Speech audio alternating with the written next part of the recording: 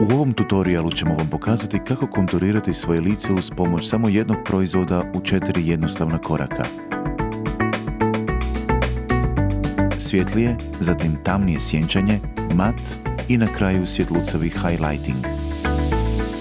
Prvo velikom četkicom nanosimo svijetlo smeđu nijansu iz NYX Highlight and Contour palete na rub brade i čela, dok za obraze i sljepočnice koristimo nešto užu četkicu iz NYX kolekcije i finaliziramo prvi korak u oblikovanju lica.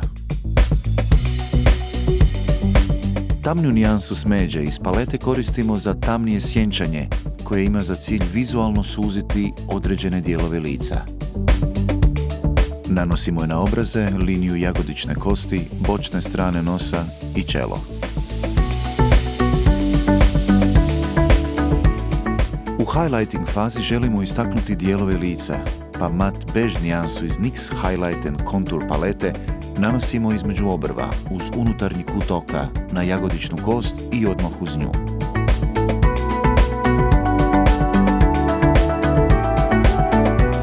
Za svjež izgled koristimo svijetlo bež nijansu sa svjetlucajućim česticama, koju tanjom četkicom nanosimo na unutarnji kut oka, odmah ispod obrva, na rub usana i sredinu nosa.